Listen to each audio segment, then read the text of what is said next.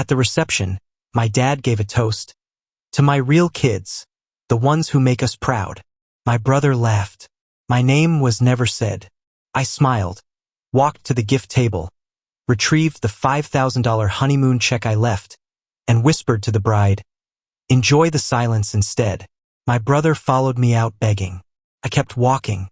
Then behind me, the DJ announced, "Weddings are a performance." I've always known that. What I didn't realize until that day was that sometimes the performance is just a thin curtain hiding the rot behind the stage. And if you're the one who doesn't play their part right, they'll let you know fast. My younger brother Caleb was the golden child. Always had been. When he got engaged to Lily, everyone went full production mode. My parents offered up their backyard for the rehearsal dinner. My cousins flew in from Texas and my aunt designed the invitations.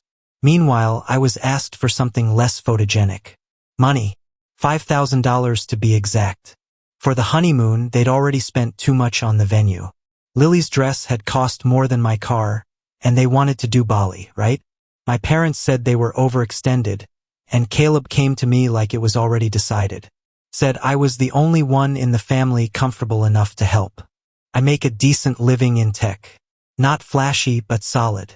So I sent it quietly. No lecture, no strings. The day of the wedding, I arrived alone like I always do at these things. Nobody offered to sit with me. No one saved a seat. I brought a card with the check inside, placed it on the gift table under a pile of boxes wrapped in white and gold paper.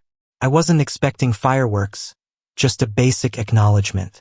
The ceremony passed in a blur of choreographed tears and drone footage. At the reception, my dad stood to give a toast. He cleared his throat, held up his glass, and grinned. To my real kids, the ones who make us proud. The room exploded with laughter. Caleb almost fell out of his chair. Lily giggled into her champagne. Even my mom smiled and clapped. I waited for him to correct himself to say something like, "Just kidding. Love you too, Mason." But he didn't.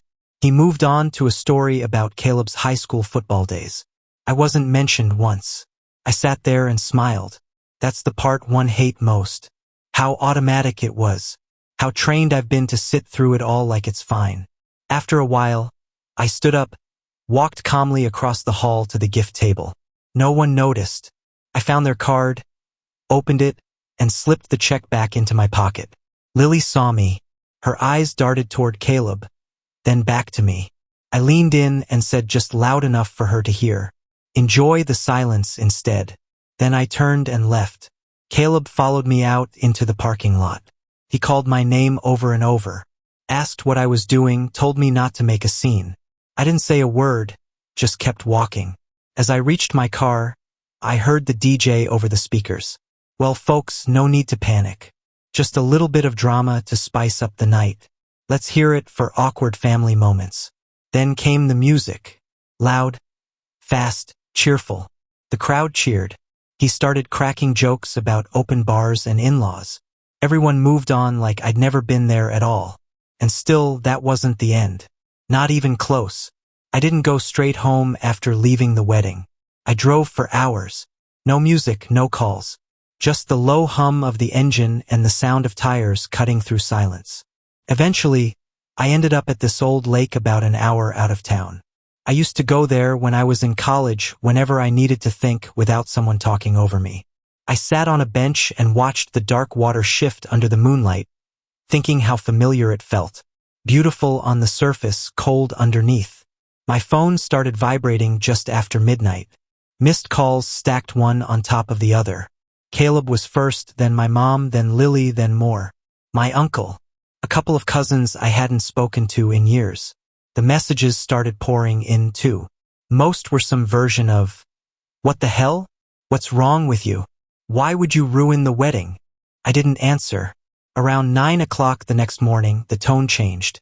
I got a long, angry message from my mom about how Caleb and Lily were devastated, how the atmosphere at the reception shifted after I left, and how people were whispering.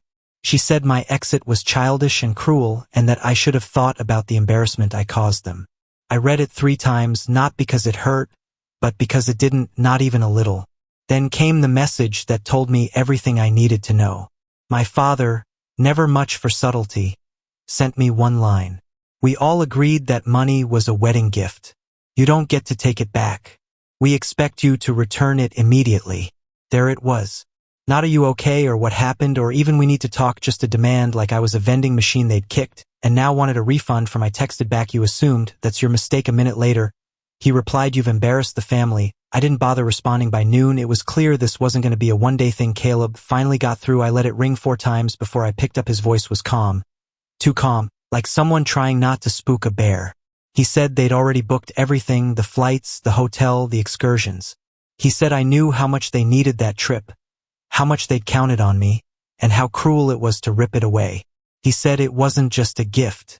It was part of a plan, a family plan. I let him talk. Then I asked, you mean the plan where I pay and you pretend I don't exist? He was quiet for a long time. Then he said, this isn't you. You don't do things like this. I told him maybe he never really knew me.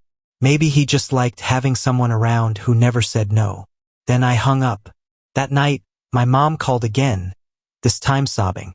She said Lily's parents had heard and they were mortified that people had started gossiping about how the brothers stormed out with the check and how it made them all look like trashy drama magnets. She said, I had a chance to fix it before things got worse. I asked what that meant. And then, without missing a beat, she said, if you're going to act like you're not one of us, we'll make it official. Don't expect any part of the family investments going forward. There it was, the real reason for the panic. I wasn't just their quiet, dependable son anymore. I was suddenly a threat to the whole image they built. The black sheep they couldn't control. The one who decided he wasn't going to stay in the background anymore. I looked at the text a few more times before turning off my phone completely. They thought they were punishing me. They thought this was the worst they could do. But they didn't understand something yet. I wasn't even close to done. The next morning, I turned my phone back on and watched the flood continue. My voicemail was full. The family group chat, which had been mostly wedding photos and forced enthusiasm, had now turned into a tribunal. My cousin Jenna asked if I was having a breakdown. My aunt wanted to mediate before things got uglier. My dad hadn't said much more since his threat, but he didn't need to. The others were delivering the message for him now. Then Caleb texted, and this time he wasn't calm. We need that money back. You knew what it was for. This isn't funny anymore. I stared at it for a while before replying. It was never funny. You just didn't care until you lost something. 15 minutes later, I got an email. Not a message, an actual email. It was from my dad. He attached a summary of verbal agreement stating that the money I gave was discussed in the family chat. It wasn't that I had agreed to fund the honeymoon. I hadn't, and that I was now in breach of an informal commitment that the family had relied on. He CC'd my mom and Caleb. I laughed out loud in my kitchen alone. Then I responded with 2 sentences. There was no agreement. I took back what was mine. That was all I said. Later that afternoon, I got a call from my mom. She didn't start with a hello. Just launched in. You need to send the money back. They're canceling things. Lily's parents are furious. They said this whole thing looks trashy. Like we can't even afford our own son's wedding. I stayed quiet. She kept going. Said I was being selfish. Said I'd always been touchy. But this was beyond that. Said if I didn't return the money, it would be proof that I was cutting myself off from the family completely. That I'd chosen this. I finally said, no, you made the choice. You just didn't think I'd ever respond. She told me I was being dramatic, that I was hurting people who loved me. And that's when I told her something I hadn't said out loud before. I've been useful, not loved. That's the difference. She didn't argue. She just hung up. That evening, I got a voicemail from Caleb. No yelling this time. He sounded defeated. Said they were losing the resort booking, that they'd already paid for part of it and now it was gone. He told me I'd ruined their plans. Maybe their whole beginning. He said something that stuck with me. You didn't just take the money. You made a point to hurt us. That one actually made me pause because he was right. I had made a point. For years I'd let things slide. The snide comments, the exclusion, the way they used my help and never looked back. I was always the one who kept it together, who didn't make trouble. But not anymore. And that terrified them. By the end of the week, the group chat was silent. No more pleas, no more arguments, just a single message from my father sent at 10:03 p.m. on a Friday night. You're out. Don't come asking for anything. I left it on read, but I wasn't angry anymore. Something was shifting, and they had no idea what was coming. A few mornings after the silence started, I heard a knock at my apartment door. I wasn't expecting anyone, and I wasn't in the mood for more drama. But something about the timing made me open it anyway. No one was there, just 2 envelopes lying on the mat. One had the family lawyer's name printed in the return address. The other had my mom's handwriting on the front. I opened the lawyer's first. It was short, cold, and calculated. A formal notification that I was being removed from the family trust effective immediately. The investments, the property, shares, the backup accounts I was always vaguely told would be ours someday gone. No room for discussion. No signature from my dad. Just his accountant and a stamped seal. Honestly, it didn't surprise me. I'd expected it since the second they realized I wouldn't just give the money back. What did surprise me was the second envelope. My mom had written it by hand. That alone told me it wasn't a quick reaction. Her handwriting was neat, overly careful, like she'd rewritten it a few times. Started soft, said she hoped I was okay, which felt like a test balloon to see if I'd cave. But then it turned sharp. She wrote that I'd changed, that I used to be the steady one, the son they could rely on to smooth things over, not cause them. She said she couldn't understand why I'd throw away everything, why I'd go this far, just to make a point. And then she said something I read 3 times. If you needed attention that badly, there were better ways to ask for it. That hit different. It wasn't anger. It was disappointment laced with disbelief. Like she genuinely couldn't grasp why I wouldn't just take the punchline again and keep smiling. She closed the letter by saying they were protecting what was left of the family, and if I wasn't going to be part of it, then they had to move forward without me. I didn't cry. I didn't get angry. I made coffee and sat at my kitchen table and I made 2 lists. First list, everything I've done for this family. Filled 2 pages. All the things no one asked for but everyone expected. Paying for things. Showing up. Keeping quiet. Remembering birthdays no one remembered back. Driving 2 hours just to help Caleb fix his furnace because he didn't want to call a professional. Sitting through dozens of family dinners where I was the only one asked about work just to make them feel better about Caleb's lack of direction. Second list, everything they did for me. That one stayed mostly blank. I left the list on the table and went to the balcony to get some air. That's when the buzzer rang. It was Caleb. I almost didn't answer it, but I needed to see what version of him would show up. Angry, begging, or fake forgiving. He looked rough. Hoodie, red eyes, holding a manila folder like it had weight to it. He didn't ask to come in, just said, "You need to see something." I let him talk. Inside the folder were printed screenshots and email threads between him and Lily before the wedding. Planning stuff. First, I didn't get it. Then I saw it. An email from Lily sent to Caleb 2 months before the wedding. Let Mason cover the honeymoon. He wants to feel needed. Otherwise, he'll start pulling away again. He does this. Just give him a role. Another. Honestly, we're doing him a favor. He wants to be close to the family so badly. He'll feel important if we make it look like he's helping, and it saves us a ton. Caleb looked ashamed. He said he hadn't seen those emails until now. That Lily had handled most of the honeymoon logistics and used their shared drive to back up all the wedding plans. He said he was going through the folders when he saw them. I didn't say anything. Then he said, "I think I married someone who never saw you as a person, just a wallet. And I think we all got used to that, too." I still didn't speak. I just stared at the papers. He stood there holding the folder like he wanted me to do something with it. Burn it. Frame it. Throw it back at him. I did none of those things. Then he said one more thing before he left. She said, "You were always desperate to belong. I think we just like that you never pushed back." He left the folder on my counter. I didn't follow him. And for the first time in my life, I didn't care what came next. After Caleb left, I sat with that folder for a long time. I didn't reread the emails. I didn't need to. I remembered every word. Not because they were surprising, but because they confirmed something I'd been avoiding for years. I was useful to them, not loved. They didn't want me happy. They wanted me quiet, convenient, and reliable. That night, I opened a new document on my laptop and started writing out a plan.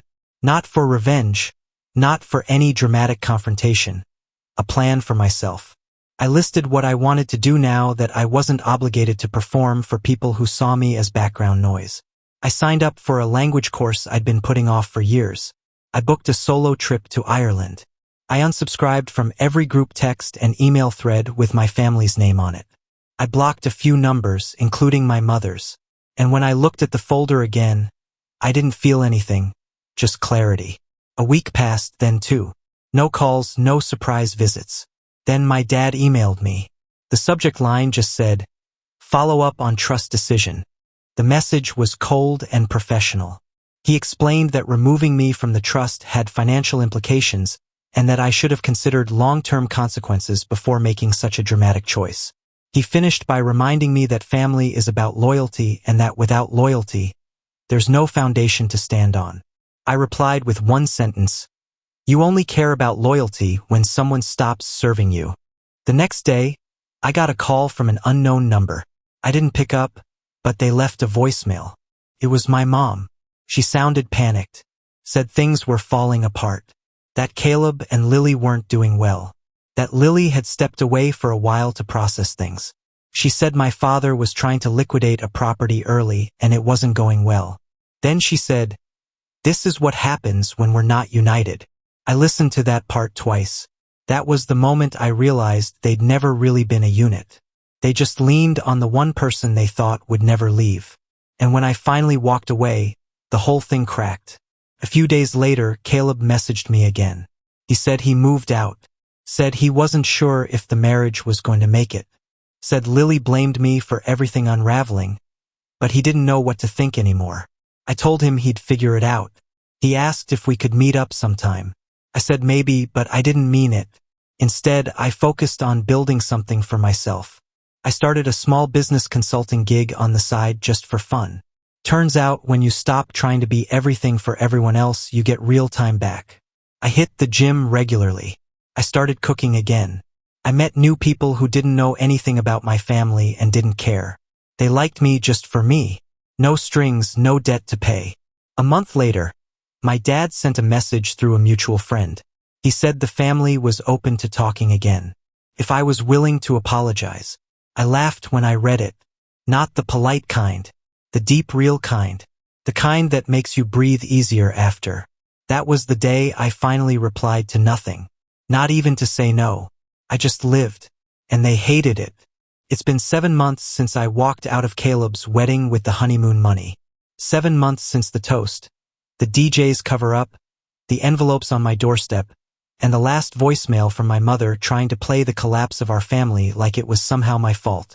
I haven't spoken to any of them since. Not once. And the strange part, I've never felt more clear-headed. I live in a better apartment now downtown. Quieter building, less drama. I get up early, work with clients I actually like, travel when I feel like it, and I'm not answering to anyone. I've made friends who don't know me as the brother of Caleb or son of Rick and Diane. I've stopped trying to explain the silence. It just is.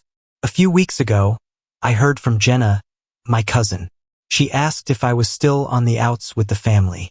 I didn't answer directly.